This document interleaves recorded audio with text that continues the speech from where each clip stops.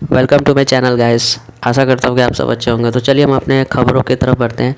तो हमारी आज के पहले खबर ये है कि कोरोना वायरस से रिलेटेड है। कोरोना वायरस से हमारे देश में इन्फेक्शन लोगों की संख्या 6 लाख को पार कर चुकी है। जी आपने सही सुना, 6 लाख को कोरोना वायरस की संख्या पार कर चुकी है। ये हमारे देश के लिए बहुत गंभीर होने वाली बात है, क्योंकि इतने लोग अब इन्फेक्टेड हो चुके हैं पूरे देश में। और इससे भी ज़्यादा गंभीर होने वाली बात यह है कि 7,834 लोग की डेथ हो चुकी है हमारे कंट्री में अभी तक पूरा। तो डेथ को रोकना सबसे पहले ज़रूरी है, क्योंकि किसी की भी जान की कीमत होनी चाहिए। इसलिए डेथ रेट को कंट्रोल करना हमारे देश के लिए बहुत ज़्यादा ज़रूरी है। डेथ रेट कंट्रोल नहीं होगा तो फिर इस बीमारी के प्रति जो डर लोगों के दिल में बैठा हुआ है वो नहीं ख़त्म होगा। और इससे भी अभी चिंतादायक बात यह आ रही है कि जो small states in means economy के तौर पे, उनमें भी अब केसेस ज़्यादा आ रहे हैं, क्योंकि जितने लोग शहर से गांव की तरफ जा रहे हैं इसकी वजह से वो इन्फेक्शन को वहाँ पे लेके जा रहे हैं, तो वहाँ भी इन्फेक्शन फैल रहा है अभी। तो ये भी एक देश के लिए बहुत संकट की बात हो सकती है कि छोटे छोटे जगहों पर भी इन्फेक्शन अब अपने पैर पसार रहा है। तो इन्फेक्शन पाँव पसार रहा है। और अगर लास्ट 24 आवर्स की बात करें तो हमारे कंट्री में 434 डेथ्स हुए हैं। जी हाँ, 24 आवर्स में 434 डेथ्स, और इन्फेक्टेड होने की संख्या 148 है। तो ये भी एक है कि एक दिन में अगर 19,000 से ज़्यादा लोग इन्फेक्टेड हो रहे हैं तो सोच सकते हैं अब देश में कोरोना से हम कहाँ जा रहे हैं अभी। तो अभी ये बहुत खतरे की घड़ी है हमारे कंट्री के लिए। तो ये थी हम कोरोना से रिलेटेड कुछ खबरें। और इसमें हाँ एक और है कि आसाम में भी आज के दिन लास्ट 24 आवर्स में 548 कोरोना मरीजों की इन्फेक्शन हुआ है। तो ये भी एक बहुत बात है कि कोरोना अपने पैर पसारते जा रहा है पूरे कंट्री में। इससे हमें लड़ना होगा और एक साथ मिलकर लड़ना होगा। अगली खबर की तरफ हम चलते हैं, जो नितिन गडकरी जी से रिलेटेड है, जिन्होंने अभी बयान दिया कि चीनी कंपनियों को हम प्राइवेट प्रोजेक्ट में अब नहीं लेंगे। तो ये आप जानते हैं क्यों आया, क्योंकि इंडिया चाइना क्लैश हो रहा है। और इंडिया चाइना क्लैश की वजह से ये नितिन गडकरी जी का बयान आया है, जो कि बिल्कुल सही है, क्योंकि कंट्री ऑलवेज कम फर्स्ट। और इंडिया चाइना के जो रिलेशनशिप है वो हम सबके सामने हैं। तो इसलिए इंडिया चाइना के रिलेशनशिप को देखते हुए उन्होंने बयान दे दिया कि अब हम किसी भी चाइनीज कंपनी को नहीं लेंगे। हमें तो पहले ही नहीं लेना चाहिए था, क्योंकि हमारे देश के अपने प्रोडक्ट्स, अपने कंपनियों को हमें बढ़ावा देना चाहिए। बाहर के लेके क्या मिलेगा।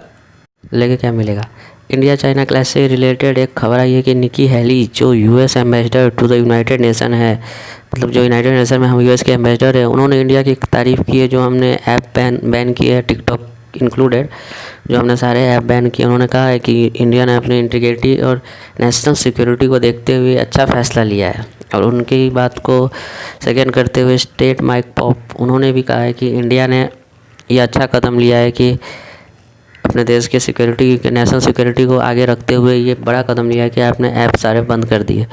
तो ये हमारे तो इंडिया चाइना क्लैश से रिलेटेड ये खबरें थी। अब हम चलते हैं अपने अगले खबर को, जो गोवा से रिलेटेड है। जी हाँ, गोवा। तो गोवा ने अपने ये थर्सडे आने वाला है, उससे अपने टूरिस्ट डेस्टिनेशन है उसको सारे ओपन कर दिया है। बट इसके लिए आपको कोविड नेगेटिव सर्टिफिकेट दिखाना होगा। अगर आप उसमें नेगेटिव है फिर ही आप इसमें अलाउ होंगे। और इसके लिए 250 होटल्स को खोलने का परमिशन दे दिया गया है। तो गोवा हमारा टूरिस्ट डेस्टिनेशन है और इसका खुलना हमारे लिए बहुत ज़रूरी था, क्योंकि ये बंद रहता है तो हमारे अर्थव्यवस्था पर बहुत असर पड़ता है, क्योंकि टूरिज़्म को इन्वाइट करता है। तो इसलिए गोवा का खुलना ये हमारे देश के लिए अच्छी खबर है। बस सिक्योरिटी के साथ जाना है। कोविड नेगेटिव सर्टिफिकेट मस्ट है, बिना उसके आपको किधर भी परमिशन नहीं मिलेगा।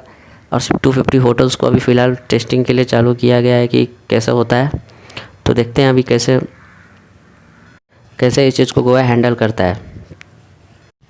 तो अगली खबर के हम तरफ चलते हैं, जो है प्रियंका गांधी से रिलेटेड, जिनके हाउस वैक्सीनेशन जो ऑर्डर अभी पास हुआ था गवर्नमेंट की तरफ से कि उनको अपना हाउस खाली करना होगा, उसके रिलेटेड कांग्रेस में काफ़ी नाखुश है।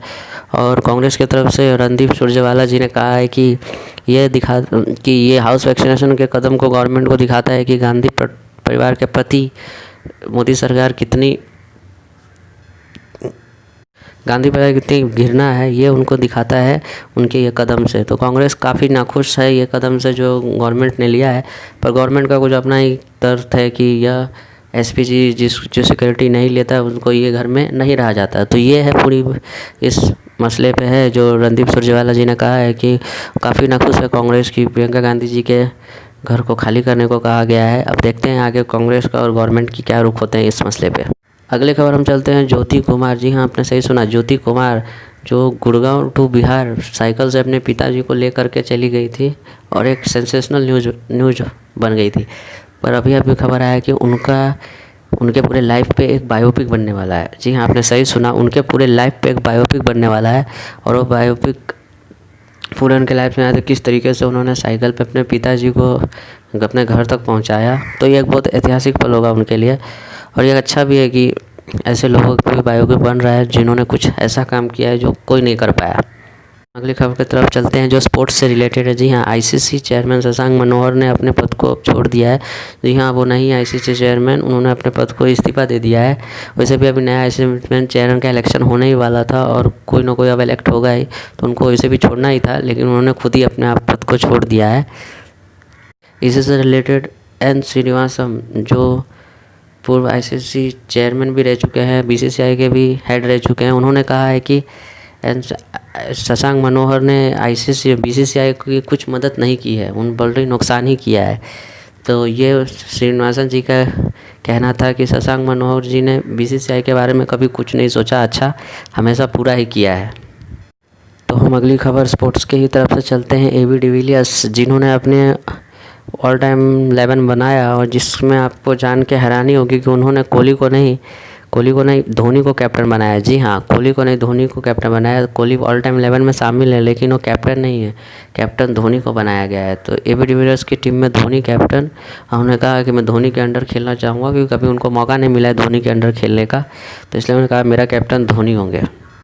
अब अगली खबर हम चलते हैं स्पोर्ट्स की तरफ से। ब्रैड हॉग, जी हाँ, ऑस्ट्रेलिया के पूर्व right arm leg spinner Brad Hogg, उन्होंने कहा एक बात कही कि जो इंडिया ने 3 विकेट कीपर ट्राई किए हैं, ऋषभ पंत, केएल राहुल, रिदम शाह, तो उन्होंने कहा विकेट कीपर को हमेशा आप ट्राई कीजिए उनके विकेट कीपिंग स्किल्स को देखते हुए, लेकिन आप केएल राहुल को अगर ट्राई करेंगे तो उनके बैटिंग पे असर पड़ेगा। लेकिन उन्होंने कहा कि विकेट कीपिंग के लिए बेहतर चॉइस होंगे ऋषभ पंत और रिद्धिमान शाह की कीपिंग अच्छी है और ऋषभ पंत की बैटिंग अच्छी है और केएल राहुल की दोनों ज़्यादा अच्छी है। लेकिन उन्होंने कहा कि केएल राहुल एक बहुत अच्छे बैट्समैन है और उनकी विकेट कीपिंग की वजह से उनकी बैटिंग पे असर पड़ सकता है। तो ये ब्रैड हॉग का कहना था कि आप विकेट कीपिंग में ऋषभ पंत और रिद्धिमान शाह को ही ट्राई कीजिए क्योंकि वो रेगुलर विकेट कीपर है, उन्हें हमेशा से आदत रही है विकेट कीपिंग करने की।